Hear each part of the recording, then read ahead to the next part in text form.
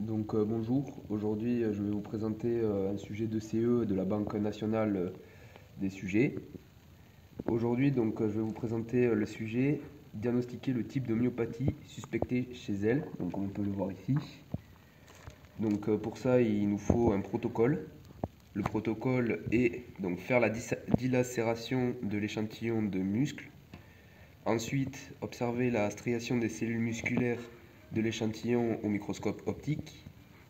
Puis, sur anagène, traiter et comparer les séquences génétiques pour déterminer le type de myopathie. Ensuite, nous pouvons voir ici un témoin, c'est-à-dire le DMD 01 2232. Nous pouvons le voir sur la première ligne du site anagène. C'est la séquence génétique d'un humain non myopathe, observation au microscope de muscles striés squelettiques d'un individu sain.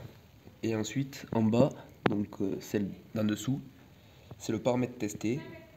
Et nous pouvons voir la présence de stries ou non, c'est-à-dire la striation, et présence et localisation de mutations sur les séquences génétiques.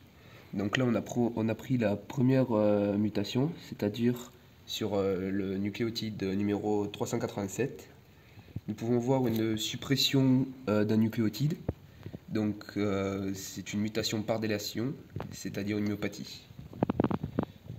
Les résultats attendus, si mutation sur gène DD codant la dystrophine, alors il y aura une myopathie de Duchenne.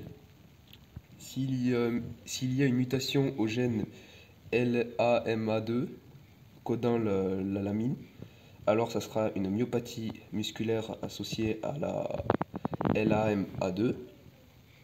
Et si c'est mutation sur gène DAG2 codant la dystrolicane, alors ce sera le syndrome de Walter-Weinberg.